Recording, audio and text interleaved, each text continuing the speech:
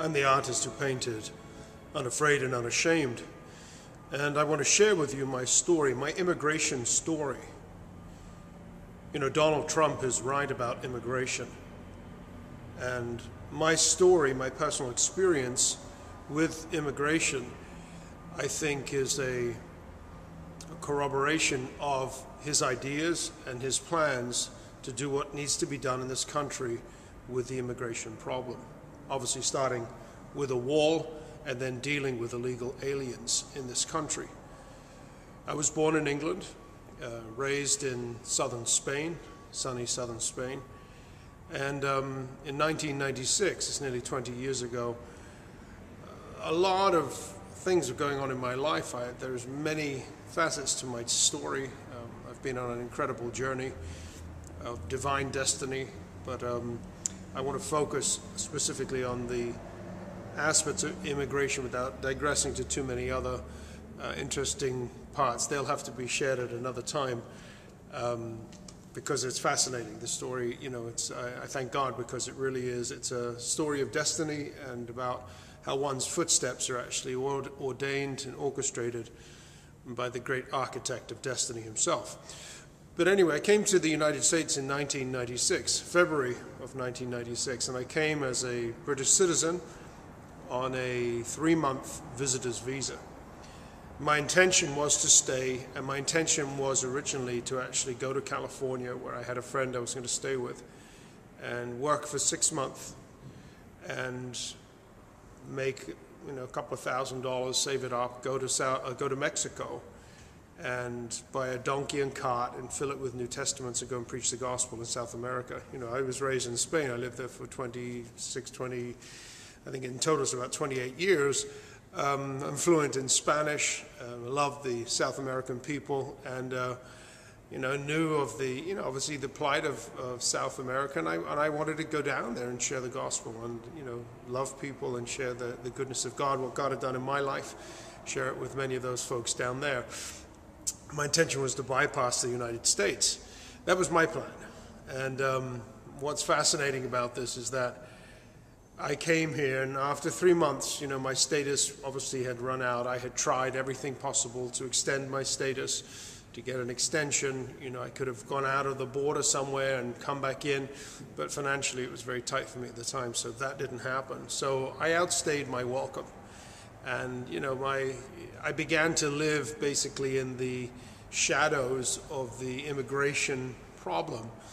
And, you know, it's very uncomfortable. It's very uncomfortable being a guest in someone's country, like being a guest in someone's home, but then being an unwelcome guest because you've outstayed your welcome. You've outstayed the time that you were given graciously to come and be a visitor. And now you're trying to hang on and stay. And I did. I wanted to stay. And the more that I stayed and the more that things happened in the United States, my plan to go to Mexico changed financially and for different reasons. And I ended up on the East Coast. And I ended up in a town called Nyack, New York. And I ended up going to seminary for a season. And the more that I stayed in this country, the more that I fell in love with America. And I didn't know anything about America except what I'd been brought up to know and understand in Europe. A lot of propaganda, a lot of anti-American propaganda, and you really have no idea what America's about. And I've always loved America. I'd always loved American people growing up and those who had come through my life. It's another part of my story I shared another time, the incredible impact in my life that Americans have had throughout my life. It's just, it's noticeable, it's traceable all the way back through my years, and that is living in Europe. So I fell in love with this country and wanted to stay, and I could not make it happen. And the longer I stayed, the more uncomfortable it became. And as a Christian, you know, people knew me. I didn't hide it from people. People knew, and you know, a lot of people that I had friends would actually say, "Well, you know, it's wrong. You're illegally in this country, and you should obey Caesar, and you should, you know, submit to the law of the land," which was true, which was right. And my conscience was continually convicted. You know, you'd see a police officer, and you'd want to, you know, hide. And I experienced what all these millions of, you know, immigrants, illegal immigrants, are experiencing in this country. This, you know, living in the shadows like that, under the table, working for cash for people. And yet I was pursuing my destiny, and I wanted to stay, and it was as if there was no way for me to stay. I was actually volunteering in a church at the time. They had allowed me to stay there. They knew my situation. They'd given me refuge. They'd given me a place to stay. I usually would rent rooms, working for cash here and there. But they allowed me to stay, and I was I even tried to go to a college, and I was at seminary but without a degree on a sort of non-degree program, and they were recommending I go back to the college part of that seminary and get my degree, which would then allow me to come into this country as a religious worker and get my paperwork that way. Well, that didn't happen for all the different reasons. And, it was within a period of, a year and a half, nearly 2 years, that I experienced this sort of out-of-status, illegal immigration status in this country. And it was, like I said, very uncomfortable. The good part about that is it really gives me empathy and understanding for those who are in that position. But it doesn't change the fact that outstaying your welcome in somebody's country, or even those who've come into this country and snuck in illegally, it's basically like being, a guest in someone's home, or sneaking into someone's home uninvited and staying there, or overstaying. I mean, there's so many illustrations, that demonstrate that it's so wrong. And it's a struggle. A lot of Christians struggle because they want to be compassionate, they want to be loving, and that's myself. I understand that. But, we can't rule our life by that and throw out law and order.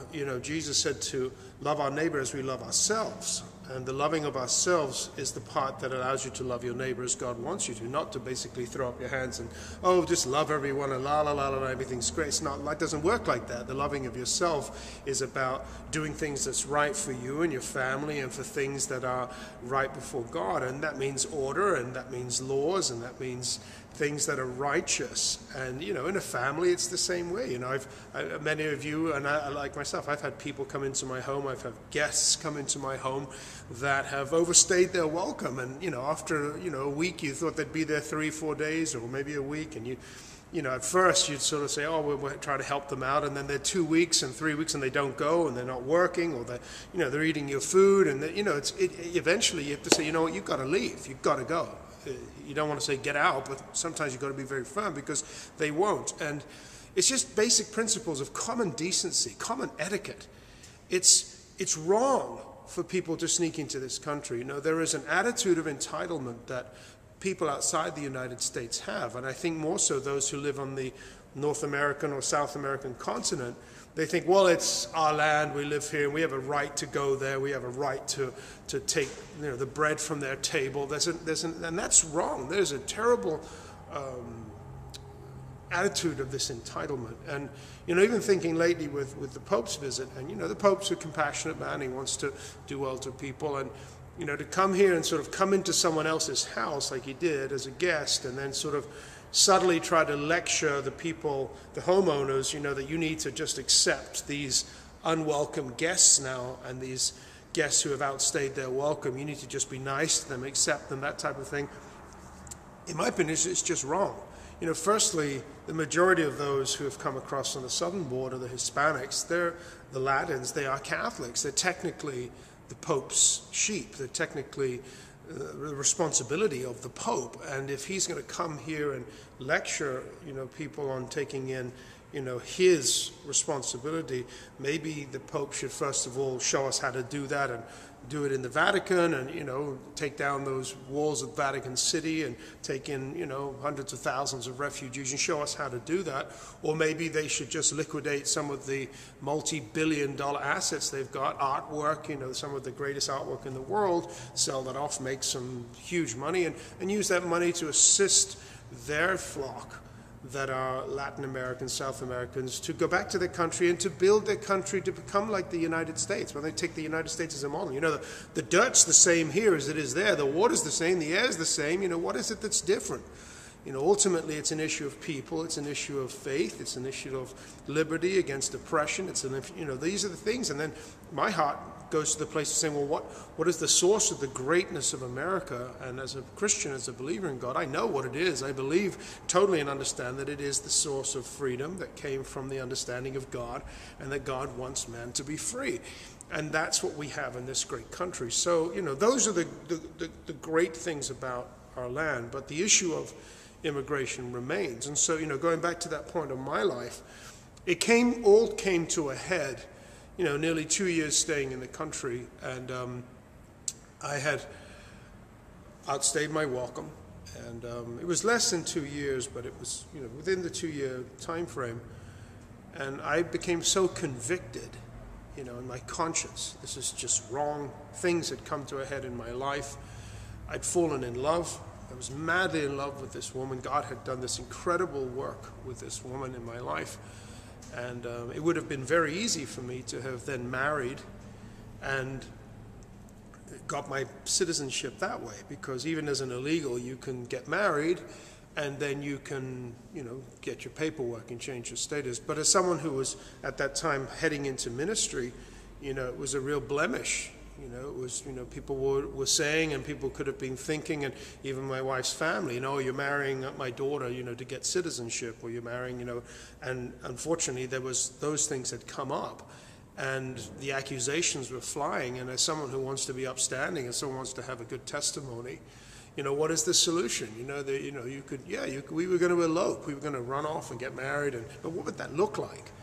How to bend the rules to fit my own need and desire, whereas God was working to give me the passage to the United States. But the way to do that was to do it righteously. And this is where I come to this place with, Donald Trump and his ideas about immigration, and they're righteous. People say it's racist. It's not racist, it's righteous. I mean, what's wrong with this country where you have a U.S. citizen wanting to uphold the law and obey the law and do what is written, and people attack and as if there's something wrong with that? I mean, it's bizarre. We live in such a bizarre time where people are so disconnected from being attached to what is true and right. They want to throw out all of what's holding us together and say, well, we're just going to abandon that right now and just go with a touchy-feely. No, you know what? The answer is no. The answer is you can't legitimize that which is wrong. What about the millions of people lined up waiting for years and years and years, 10, 15, 20 years to emigrate to the United States legally? What a slap in the face to those people. You can't do it. It's not right. Now, obviously, there's a compassionate side to this country which makes America great, but that compassion has to be balanced with righteousness and with law and order. We are a nation that is ruled by the rule of law. That is what makes America great. So, to stand against someone like Donald Trump, who's trying to just put in practice what we already have written down as this is the way it should be done, and to then all the media, the hatred and the fears up, say, no, you know what, if you are in this country illegally, you are here illegally. And like myself, I was so convicted, it came to the head where, you know what, I can't stay here anymore. And, I never hid it. People knew, my pastor knew, the woman I was in love with, my future wife knew, and I said, I've got to go. And what I actually did, which is quite funny, I was living near New York City. I said to my pastor, I said, I've got to go and surrender to the authorities. And my pastor came with me, a dear man of God, and I'm my fiance, and we went down together. I mean, it's touching. It's they came and they loved me, and they wanted to see me do right. And I went to 26 Federal Plaza. Back then it was called the Immigration and Naturalization Service, the INS. And got in line and waited for hours and got into this huge building, the skyscraper in New York City, and then went upstairs to the, I can't remember what floor it was, and it was wherever, I can't remember the department, but it was wherever they led me. And I walked in and I put out my hands and I said, I've come to surrender because I've, outstayed my welcome. They sort of looked at me like, what is this guy on? I mean, I don't think it's probably ever happened, that most people could surrender themselves because of being out of state, as most people would leave. But I felt the right thing to do was to say, you know what, I've outstayed my welcome, I'm sorry. And I did. And they said to me, well, there's nothing we want to do right now. They didn't arrest me or anything like that. They just basically said, leave the country. And I knew that was already what I had to do. I'd already planned to do it, but this was my way of making right by not leaving without saying, you know what, I'm sorry, I overstayed my welcome. And so I wanted to do right and wanted to fix what I had done wrong. So I did leave America eventually within the next 30 days. And it was terribly difficult and frightening for me because I was in love. I love this country. I love this woman that I was going to marry. And now I was having to leave. And the reality was that when you outstay your welcome and you overstay your visa, if you leave the country and they look at your passport and see that you do, they can take a stamp and say, you outstayed your welcome. It's 5 years, you cannot come back to the United States or longer. And I was petrified. I was like, oh God, if that's how, that would be just a disaster for me. Obviously, my fiance could come over to where I was, where I grew up in Spain, and we could get married, which was one of our contingency plans. But, you know, that was the reality that I was facing. So I did that. I did what I needed to do, and I left the country. And thank God when I went through customs or immigration or leaving, they looked at my passport, they saw it, they looked at me, they folded it up, and they handed it back to me.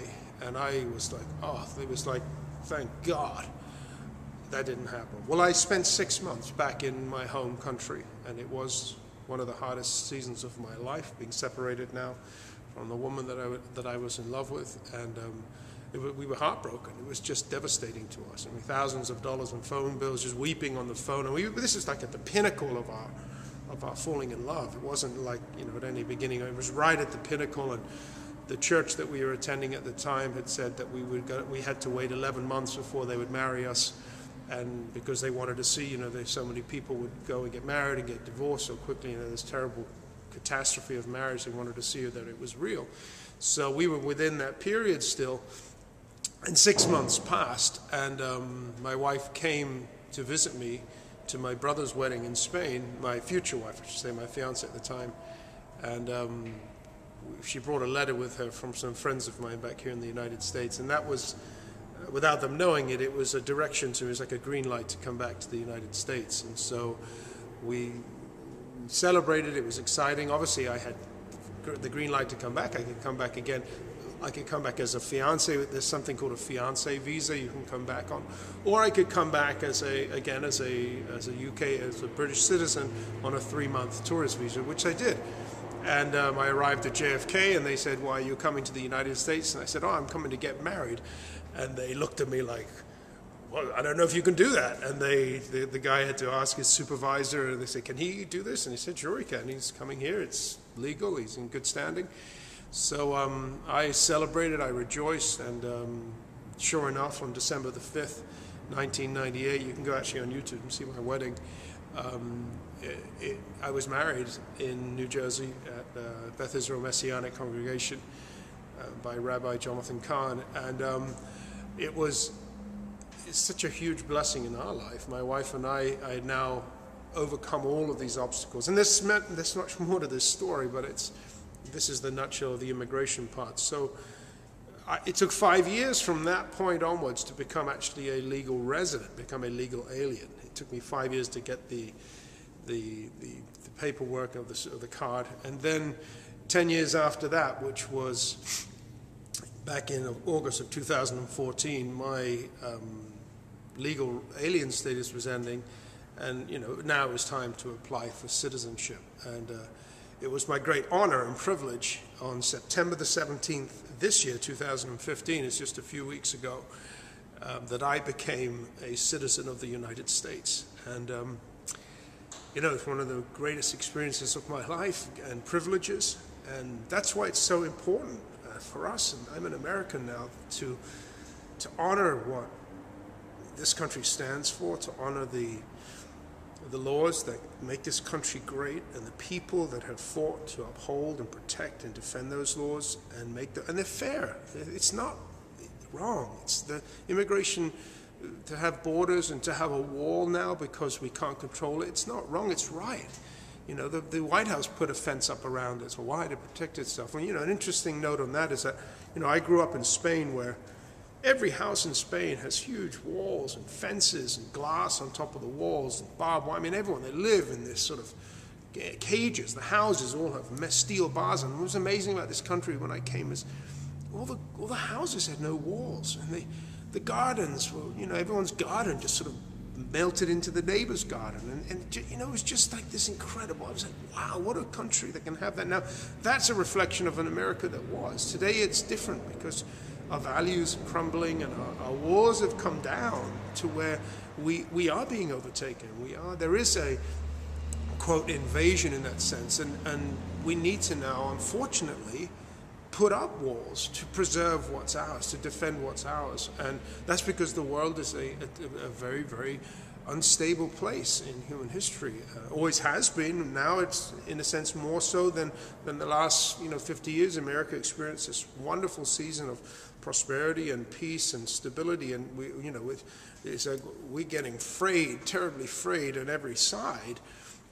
Because of all the pressure that the world is putting on to undermine America and American values, which ultimately, I believe, are because of our faith in God, because of our Christian values and our Judeo-Christian heritage, and those Judeo-Christian principles that undergird the ideas of this nation, undergird the laws of this nation, the Declaration of Independence and the Constitution of the United States, all of those things based upon the rock-solid foundation of our Judeo-Christian beliefs. And that is being attacked on every side. So, this is my story as my immigrant story as an immigrant to the United States. It is my privilege and honor to now live here and to be a citizen.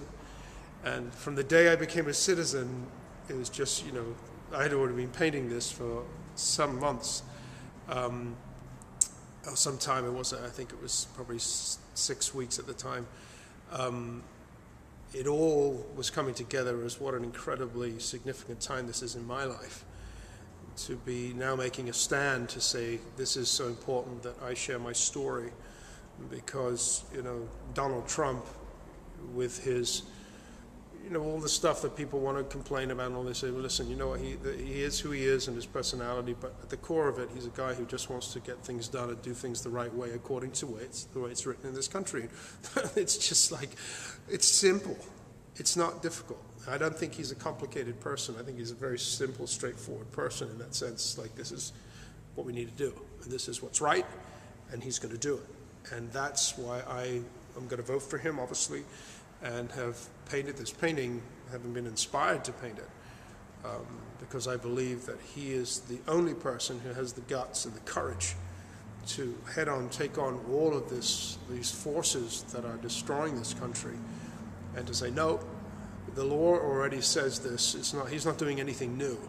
He's just going to establish what already is and to enforce that, and that will make America great again. I totally believe that, and I totally support Donald Trump for the President of the United States. And so thank you for listening. God bless you, and have a great day.